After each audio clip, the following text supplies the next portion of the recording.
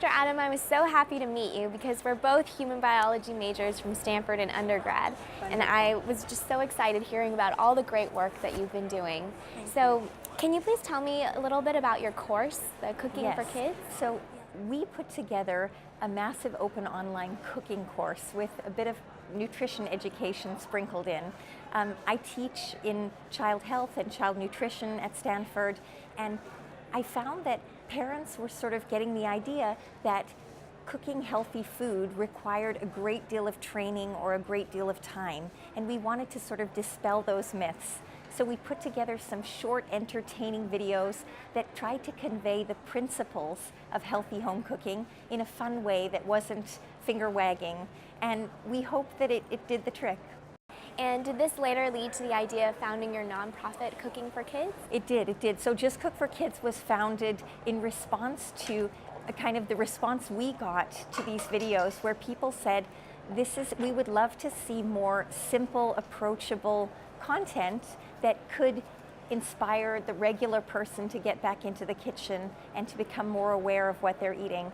So we're now partnering with, for example, the Second Harvest Food Bank to make some simple videos to help their clients know what to do with the vegetables that they're receiving in their weekly package.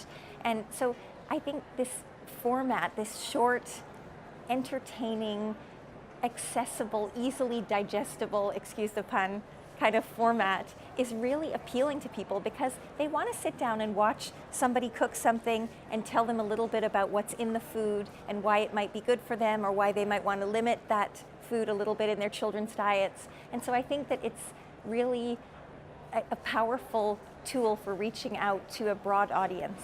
So that sounds like a great idea. So my question for you is, with people having such busy lives and busy schedules, do you ever encounter difficulty having your clients actually sit down, watch the videos, and put the time into cooking a home-cooked meal? Yes, I mean, definitely one of the biggest challenges we face as a society is not having enough time to cook healthy meals. But I think you can show people ways in which to make home cooking very time effective, very affordable. There are certain principles you can use whereby you don't need to follow a recipe and use a dozen different measuring cups. If you know how to saute onions in olive oil and throw some veggies on top, that can be a powerful tool to make flexible meals and make meals on the go when you need to for your children. I think that making our videos short was done intentionally in order to make them more accessible to people. And I think that in general, the recipes or the foods that we cook in the videos are not ones that require specific amounts of ingredients, but ones that follow principles. Great. So your 3 children must be eating incredibly healthy at home. You know, they're still children. I have to say, I think it's fine to give children cake once in a while, to bake cookies for them. I think that it's all about moderation. So I don't think we need to teach our children that they may only eat really healthy food all the time. I think it's a question of teaching them the skills to make better choices most of the time. And then they'll bring those skills with them into adulthood. That's what we hope. So how did you originally get the idea to tackle this problem? Well, we have a little boy with celiac disease, so we end up having to cook a lot of our meals at home anyway to avoid the gluten. And what we found was that we were actually eating much healthier as a family because of this child, and we were actually enjoying our food more than we ever had before. And I thought to myself, this is amazing. I wish I could help other parents see that this can be done simply, it can be done affordably, and it can be done despite a busy work schedule. Well, I'm sure parents around the world are thanking you for taking the initiative. I hope so. I think it's been a lot of fun for me as well. I've learned just as much from the students in the online course as they have from our content. So to shift gears a little bit, I was reading that you have a background in professional ballet dancing. How did you transition from that to tackling childhood obesity? You know, I was a ballet dancer for 10 years after high school.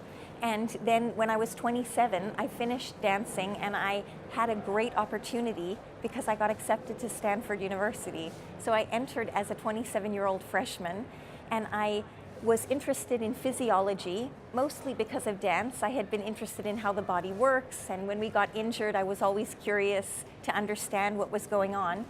And then in medical school, I also became more interested in the healthy child, and I started to have my own children in medical school, so that was a big motivator.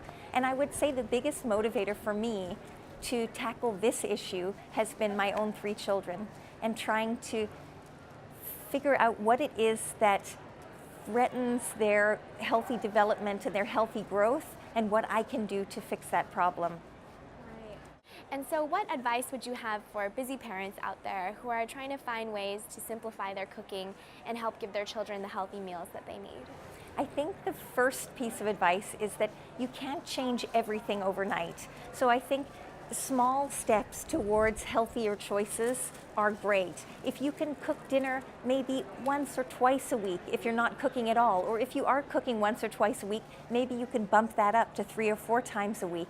If you can use, in general, sustainably grown, healthy, available ingredients, it'll be both more economical and healthier in general.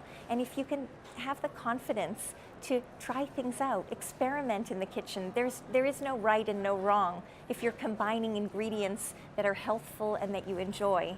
So I think just having a fearless attitude in the kitchen is a huge component to success.